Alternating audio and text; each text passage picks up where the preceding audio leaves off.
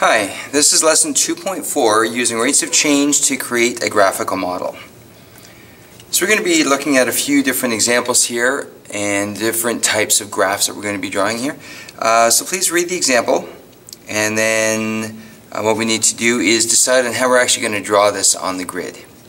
What we're going to do is draw a distance versus time graph for phase walk to school. So of course we can then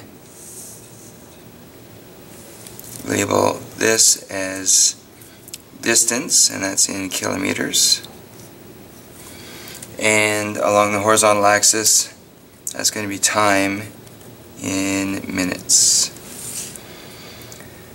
Okay, so the question or the scenario is that she began her journey to school by speeding up for 30 seconds. Well, it looks as though 1, 2, 3, 4, 5. So this is the 1 minute mark. So for half of this, she would be speeding up. So I'm sure it'll be quite gradual. And so if we were to magnify that part down here, just to kind of give a bit more of a sense of this, and this is going to be exaggerated also, it's not going to be perfect. So it's going to be a curved line. So it's going to be, actually not a curved line, it's going to be a curve because she is speeding up, which indicates acceleration. And then what happens is she then continues for another 7.5 minutes walking at constant pace. So 30 seconds plus 7.5 minutes would end her at 8 minutes. And so we'll just, 8 minutes is about here, 6, 7, 8. So we'll say she goes up to about here. Then what happens is for the next 30 seconds, she's going to speed up yet again. And so of course that will also be a curve to show another increase. Okay, and there should have been a grid down here, grid lines, to again show a magnified view.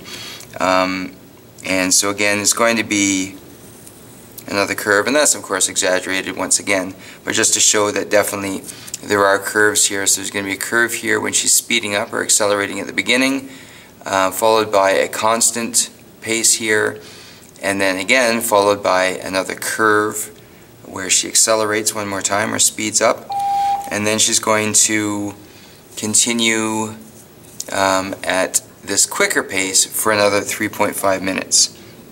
That's 8, that's 8.5 minutes, and then 30 seconds, and that'll get her to school at about the 12-minute mark. So I'll just continue this up here at a constant pace.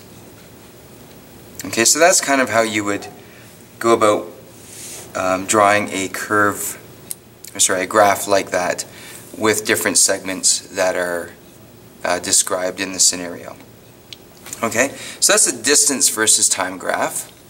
Now what we're going to do is we're going to draw a speed versus time graph for her walk to school. Okay, so speed, I'll write S, and this is in kilometers per minute. And then, of course, time is in minutes. And so now we need to sort of do a, we probably have to find the slope to get a correct, an accurate graph here. So for this first curved portion, where it's curved on the distance versus time graph, it's actually going to be, sorry I was pointing up here, for this curved section, it's actually going to be a straight section for this, but it'll be constant, but it'll be at some kind of an angle. So for 30 seconds,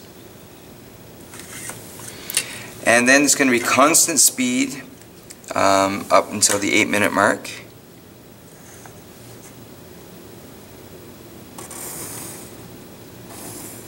Okay, so because the speed doesn't change, then on the speed versus time graph, that line will not change in any way.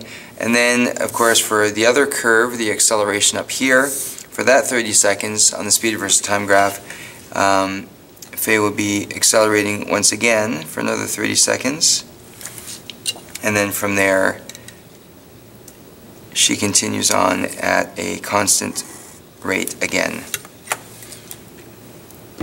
Okay, so technically speaking, I should probably have calculated the slope here and here for these two straight sections to get a more accurate graph here. But the main idea of this is to show that any acceleration on a distance versus time graph in these two places, a curve, are going to be straight slopes. There will be straight lines.